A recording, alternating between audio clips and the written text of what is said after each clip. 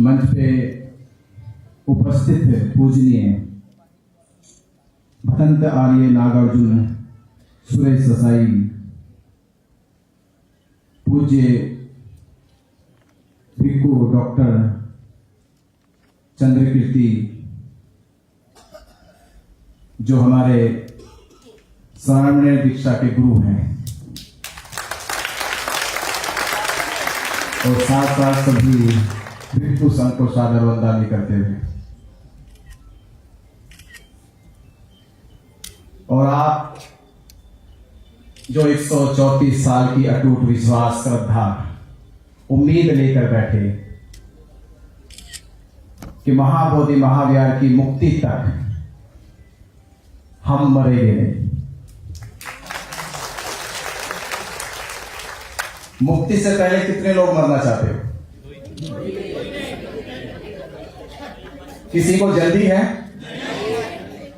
बिल्कुल नहीं मरोगे और मरना भी नहीं।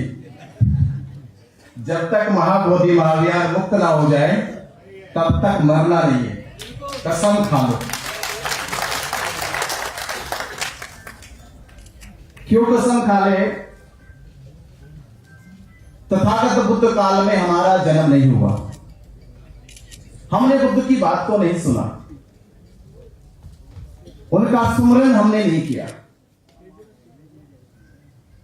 ये मन में एक जिज्ञासा रह गई कि वो लोग कितने धन्य होंगे, उनका जीवन कितना धन्य होगा जो बुद्ध को देखते होंगे। जिन्होंने बुद्ध के उपदेशों को सुना होगा उनका जीवन कितना धन्य होगा। क्योंकि हम 2500 साल के बाद कितनी अपार श्रद्धा बुद्ध में रखते हैं, वो तब की जब 2500 साल का अंतर है, और 2500 साल के अंतर के बाद भी हमारे मन में ऐसा कोई विचार नहीं है। बौद्ध धर्म की छाव में पली है भारत भूमि, बौद्ध धर्म की छाव में पली है, पर जो छाव देने वाला पेड़ था वो सूख रहा है, वो सूख रहा है। धम्म रूपी इस वृक्ष को कोई पानी डाले, कोई इसे हरा भरा करे। भारत में बुद्ध का जो वृक्ष विहार की छाया भारत पे पड़ी है, इसलिए दुनिया में भारत का साया, भारत की छवि सबसे अद्भुत है, सबसे अनूठी है। तो बुद्ध काल में हमारा जन्म नहीं हुआ, ये कमी खलती थी, पर आज महसूस होता है और ये फक्र होने लगा, गर्व होने लगा कि जिस पवित्र धरती पर सिद्धार्थ महाबोधि महाविहार की नींव रखी, उसी महाबोधि महाविहार की मुक्ति का हमको जिम्मा मिला।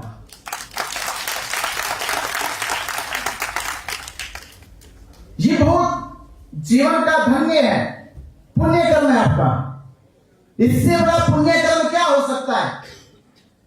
एक बौद्ध के लिए, भिक्खु संघ के लिए इससे बड़ा पवित्र उद्देश्य जीवन में क्या हो सकता है कि महाबोधि महाविहार, इसको मुक्त कराए बगैर हम मर नहीं सकते।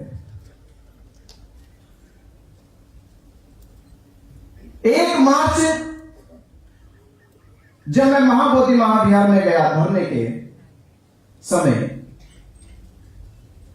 मुझे मालूम है कि कितने बौद्ध समाज हमारे हैं कि जो ये सोच के जाते कि मैं बुद्ध विरासत, बुद्ध संस्कृति, बुद्ध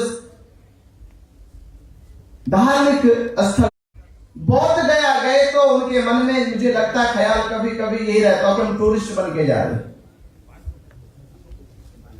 टूरिस्ट बन के गए, इसलिए हम जो देख नहीं पाए कि वहां महाबोधि महाविहार के भीतर जो पंडा पुरोहित है वो क्या करता है। उस दिन अचानक जाना हुआ, मेरे मन में ख्याल भी नहीं था, क्योंकि उससे 2 बार मैं पूर्व भी गया हूं, और वो बैठे हुए पिंडदान श्राद्ध कर रहे थे। और बाबा साहब अम्बेडकर कहते जो सचेत होता है जो सचेत होता है वो कभी नजरअंदाज नहीं कर सकता।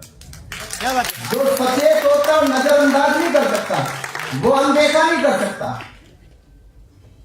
वो तो उसे निशाने पे ले लेगा, वो उसे अपने निशाने पे ले लेगा।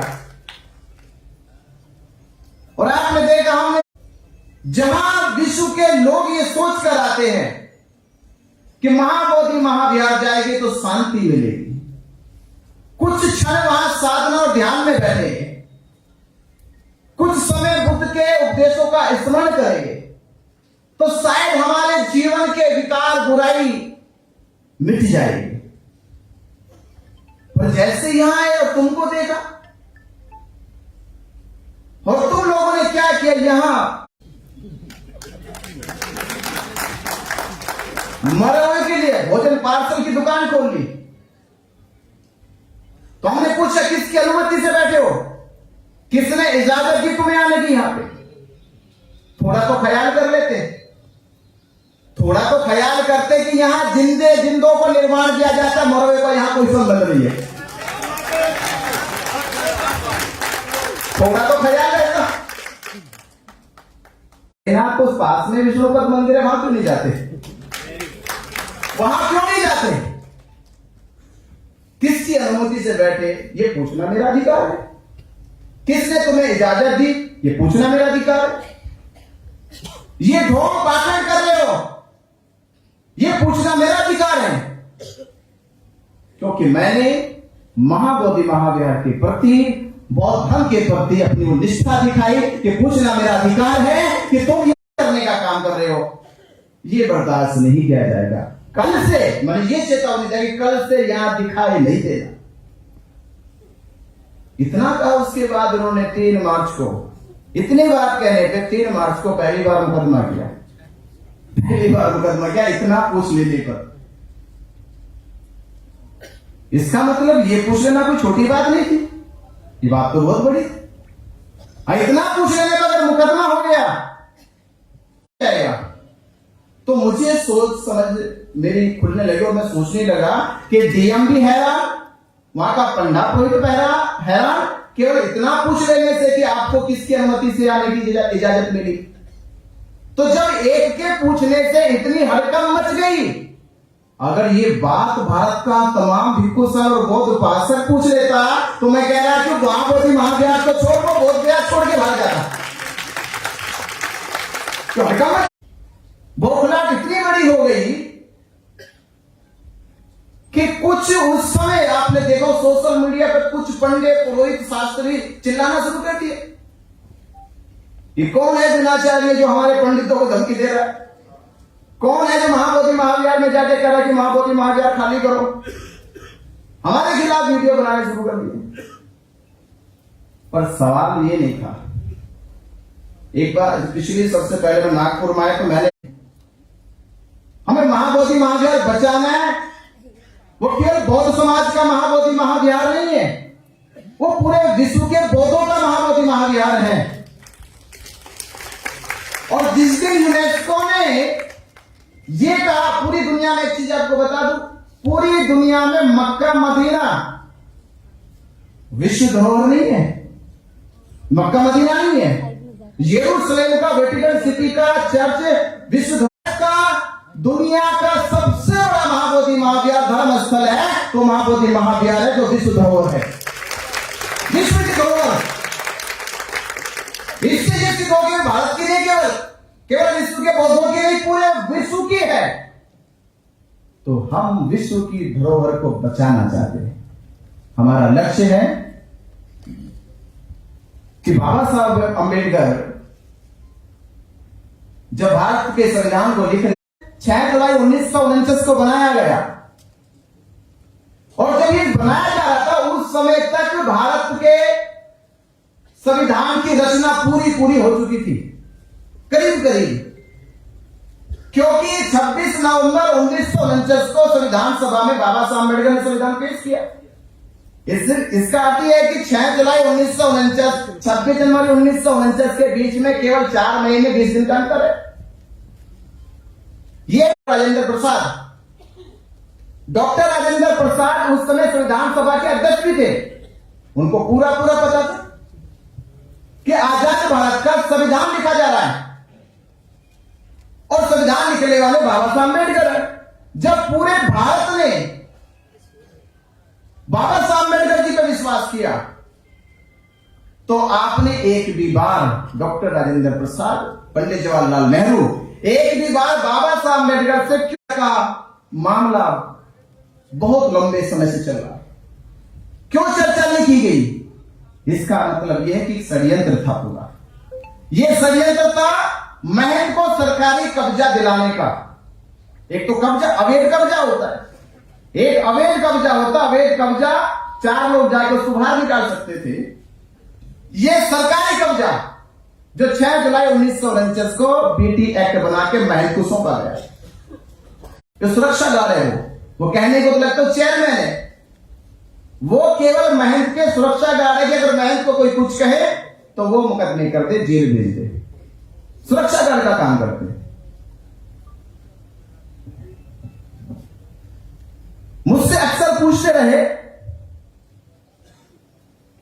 एक बार मैंने कहीं से वीडियो भेजा, मुझे किसी ने कहा कि बनते जी एक वीडियो में कुछ लोग कह रहे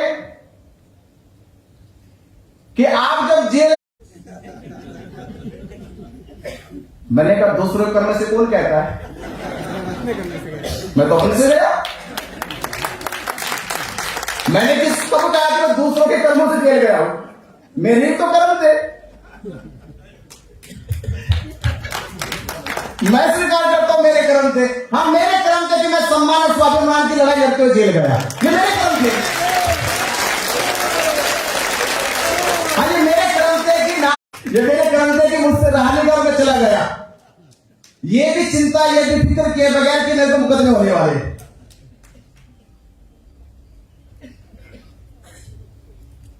मुकदमे हो गए, जेल चले गए, जेल से बाहर भी आ गए। दुख एक ही बात का था कि भारत पाकिस्तान का युद्ध हो रहा था। जब सरकार के पास ठोस बात थी कि धरना हटा दिया जाए, दबाव बनाया गया पूरा। 9 मई को धरना जिस तरह से पुलिस के सामने जाकर, यह मैं स्वीकार करता हूं कि हाँ, मैंने पुलिस के साथ 2 टूक की, आंखों में आंखें डाल के बोला ये मैंने कि धरना मेरा नहीं है, ये धरना आकाश वर्मा जी का नहीं है, ये धरना किसी विशेष संगठन का नहीं है, ये धरना 134 साल से जो समाज विश्वास उम्मीद किए बैठा है वो उस समाज का धरना है। और ये हटाने का निर्णय मैं, सब समाज लेगा निर्णय, ये हम नहीं ले सकते निर्णय।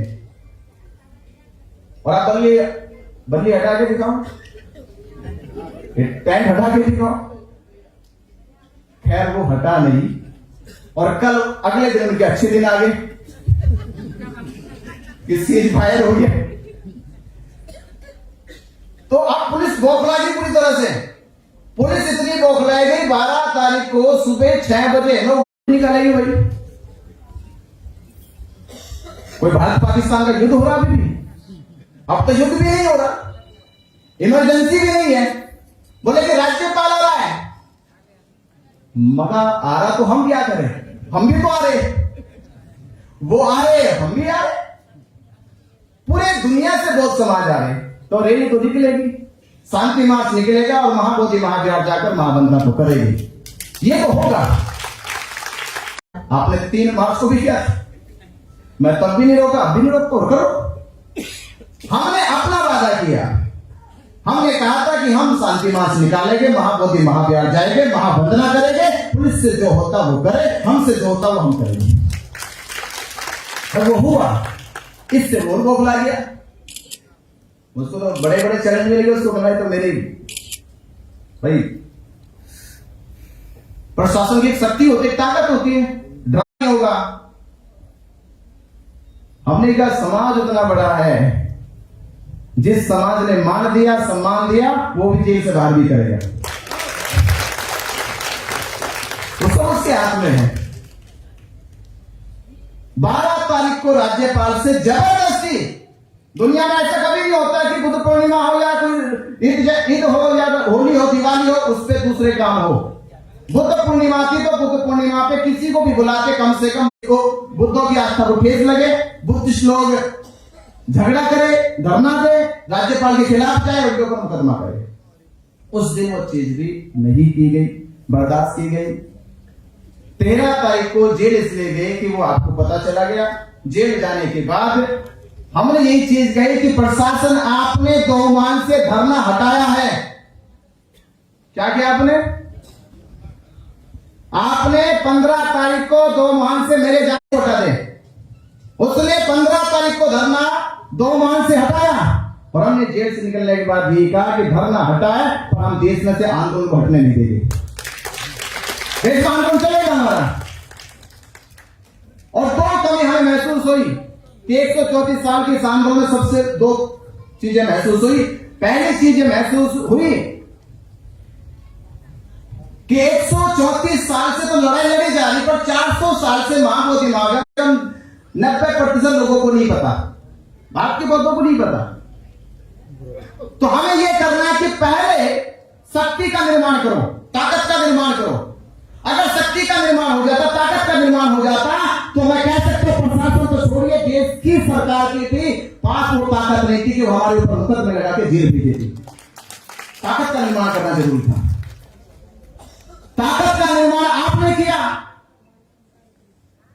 आपको ताकत का एहसास कराया सरकार को, और एक ही दिन की ताकत ने आपके SC ST कानून में सरकार को घुटनों पे लाकर खड़ा कर दिया। ये ताकत थी उस दिन आपके समाज की। तो ताकत हमारे बौद्धों के पास नहीं है। तो 2 काम करने, पहले भारत के बौद्धों को जागरूक करना है, जागरूक करके बौद्धों को एकजुट करना है। और जब भारत के बौद्ध जागरूक होकर एकजुट हो जाएंगे तो हम फिर सुप्रीम कोर्ट और सरकार से कोई भी अवशेष ना मिले हो, कोई भी सबूत ना मिले हो, कोई भी साक्ष्य ना मिले हो, पर यह मामला हिंदुओं के पक्ष में इसलिए जाता है कि भारत के करोड़ों हिंदुओं की आस्था और भावनाओं का मामला है। तो सुप्रीम कोर्ट और सरकार से फिर हम कहेंगे कि सरकार और सुप्रीम कोर्ट ये देख ले और सुन ले कि यह मामला अब BT एक्ट और बौद्धों का नहीं है, ना सरकार का है, यह मामला भारत के करोड़ों बुद्धिस्टों की आस्था और भावना का है। इसलिए जागरूकता और एकजुटता करनी जरूरी है। मनोबल सबसे बड़ी ताकत होती है। अगर मनोबल है तो 1 के साथ 100 आ जाएंगे और 100 के साथ 1 लाख आ जाएंगे। अगर मनोबल 1 लाख का गिर जाए तो 1 भी नजर नहीं आएगा।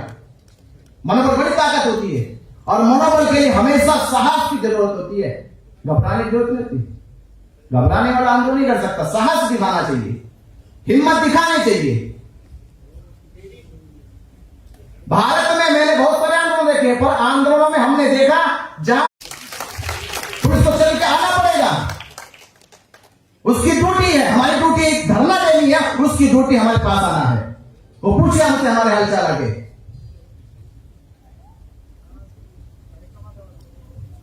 एक कहानी मुझे याद है कि जब ये पूरा का पूरा प्रकरण हुआ, तथागत बुद्ध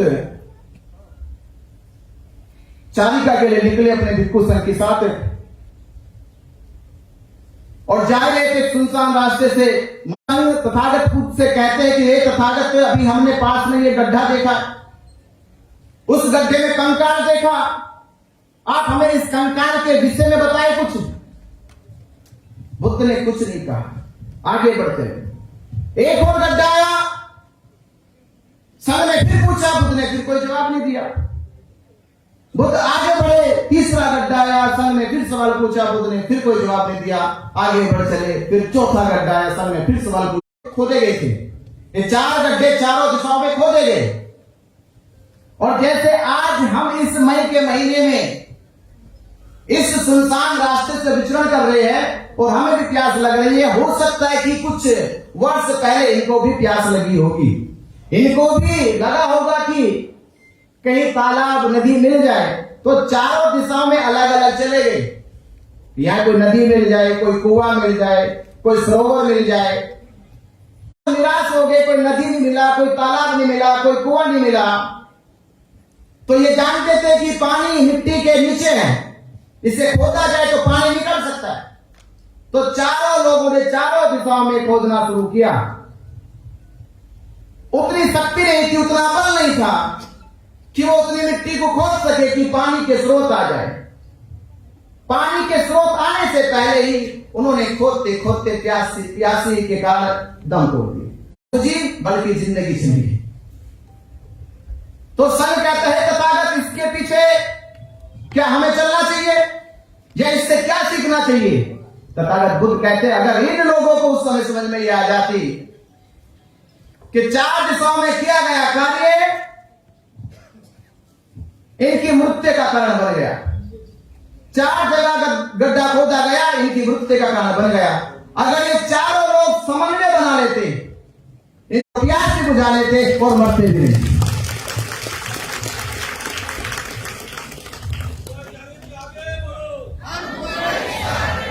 गड्ढा खोद लेते,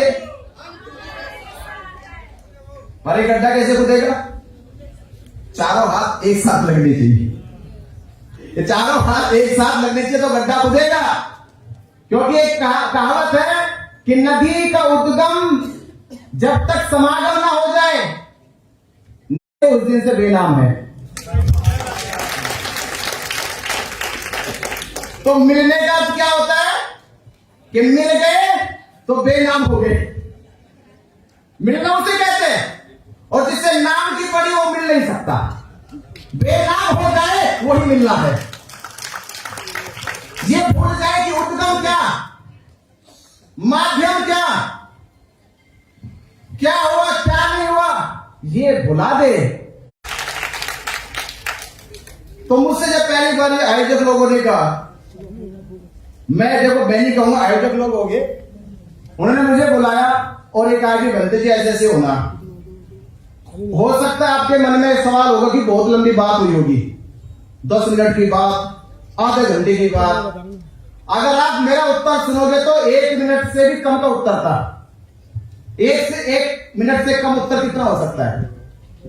आयोजक को था महाबोधि महाविहार की मुक्ति के लिए और समाज की एकजुटता के लिए। मेरा मान सम्मान कुछ नहीं है, मैं भूल जाऊंगा मेरे साथ क्या हुआ क्या नहीं हुआ, ये सब खत्म। पर महाबोधि महाविहार की मुक्ति जरूरी है, समाज की एकजुटता जरूरी है, बात खत्म। ना कोई तर्क, ना कोई शर्त, ना कोई आख्या, ना कोई व्याख्या, कुछ नहीं चाहिए। और जब एक होने की बात होती है, एक प्रोफेसर थे हमारे दिल्ली में, डॉक्टर बीडी जयंत, जिन्होंने मुझे पहली बार पढ़ाया था बौद्ध धर्म के बारे में। वो कहते थे कि मिशन ऐसे होता है जैसे आपके यहाँ तो बड़ी परंपरा कि घर के बाहर जूते उतार के चले जाते हैं, जाते हो कि जूता कितना भी महंगा क्यों ना हो, कितना भी महंगा क्यों ना हो, उसे उतारना क्या पड़ेगा। कितना भी कुछ हो, हुआ कुछ भी हो, ये सब उतार दो और फिर भीतर आ जाओ।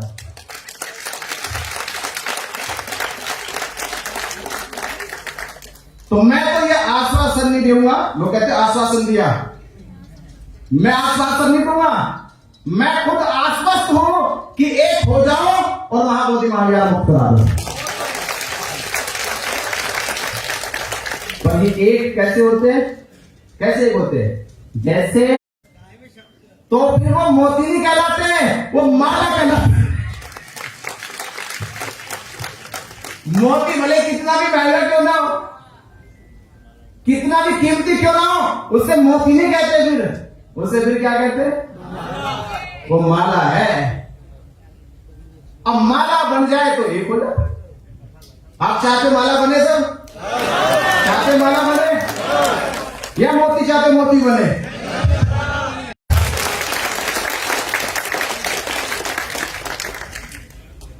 और एक चीज कहूंगा कि महाबोधि महाविहार मुक्ति के लिए आपको चुना गया। और ये मैं अक्सर कह रहा हूं सभी से कि आप में जोश जग जाए, एक स्वाभिमान पैदा हो जाए कि आने वाले समय में जब आपके घर के बच्चे बड़े हो जाएंगे, जब आपके घर के बच्चे बड़े होंगे और समाज के लोग उनसे कोई पूछे कि किस खानदान से हो, तो कम से कम वो सर उठा के कह सके कि मैं उस परिवार से ताल्लुक रखता हूं जिन्होंने महाबोधि महाविहार मुक्त कराया। तो आने वाले बच्चों का भविष्य उतना उज्जवल हो जाए। तो बात बहुत है पर इनसे कोई हल नहीं है, हल ये है कि एक हो जाओ। ये तो बात है ना, एक हो जाए। तो मैं देखो आपसे आयोजक लोगों से निवेदन करता हूँ, देखो अभी तो हमारे आकाश लामा जी ने प्रोग्राम गिनवा, भैया आयोजक लोग बताएंगे प्रोग्राम में कहाँ जाओगे कहाँ नहीं जाओगे, ये समाज बताएगा कहाँ जाओगे कहाँ नहीं जाओगे। मैं नहीं बताऊंगा कहाँ जाओगे, आप नहीं बताओगे कहाँ जाओगे, समाज बताएगा कहाँ जाना है। सही है? आज डिसाइड करो, आज से आगे के प्रोग्राम कहाँ कहाँ होंगे और कैसे कैसे होंगे, इसे कहते एक होना। बिल्कुल तैयार हो? तैयार होना, ईगो मिटा के यूनाइटेड हो जाना, उससे कहते हैं यूनाइटेड हो गए। तो मैं कह सकता हूं, नहीं तो भाई अभी तो आपने बताया कि मैं प्रोग्राम चल रहा है, हम छोड़ के आए। अरे छोड़ के आए भाई, कुछ नहीं छोड़ के आए, यहां कुछ लेने आए और कुछ नहीं छोड़ के आए। यहां जो मिल गया इससे बड़ा कुछ और नहीं मिलने वाला था, समझ रहे हो? नहीं होना चाहिए, ये मिलना चाहिए, ये वृक्ष लगना चाहिए और इस वृक्ष की छांव में मां बोधि महावीर की मुक्ति का आंदोलन चलना चाहिए। बैठो, बैठ के बात करो, ये हल नहीं है, मैं कह रहा हूं, ये कुछ लोग बैठो, बैठ के बात करो, ये हल नहीं है। बैठो, ये भुलाकर कि हम कौन है, बैठो ये भुलाकर कि हमने क्या किया, हम सब लोग मिलकर क्या करेंगे।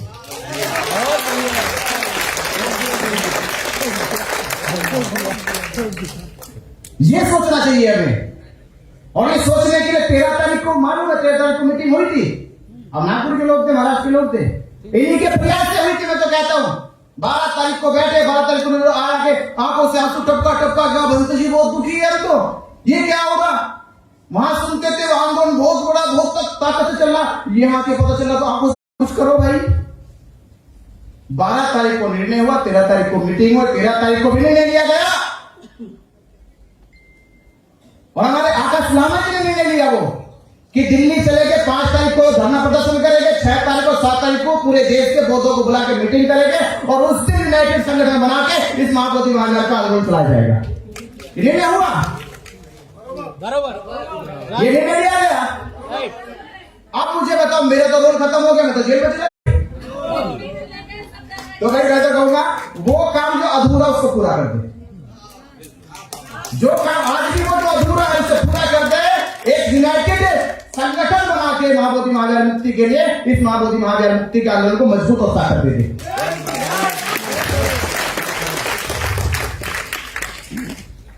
और आपने देखा है, ये धरती बदंत नागर जो सुरेश से बैठे हैं, जिन्होंने इस आंदोलन को खड़ा किया, उनकी अध्यक्षता में ये काम होना चाहिए और सब लोग मिलकर बदंत सुरेश जी की अध्यक्षता में ये काम होना चाहिए।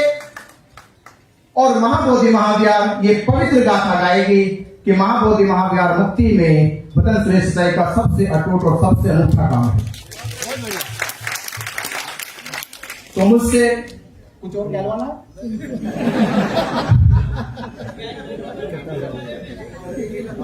ऑप्शनली मैं ऑप्शनली अगर एक नहीं होते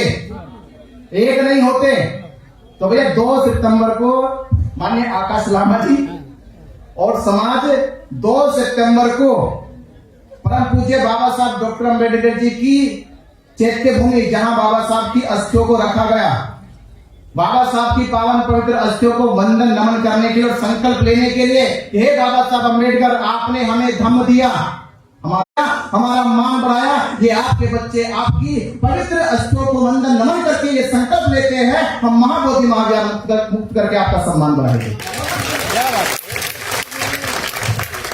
तो 2 तारीख के लिए मैं माननीय आकाश लामा जी को आमंत्रित करता हूं कि 2 तारीख को चैत्य भूमि आए।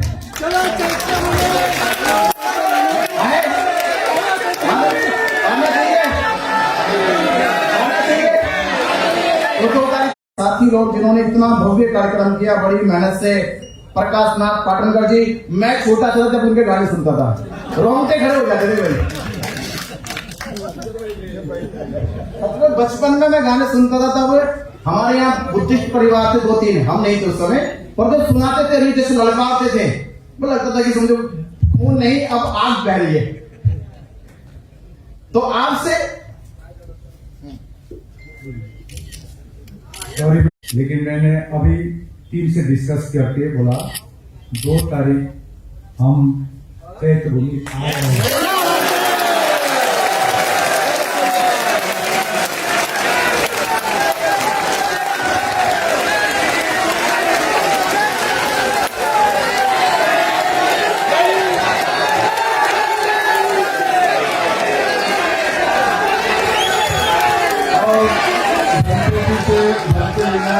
जो निमंत्रण दिया वो भी भंते जी स्वीकार करेंगे, ऐसी घोषणा कर।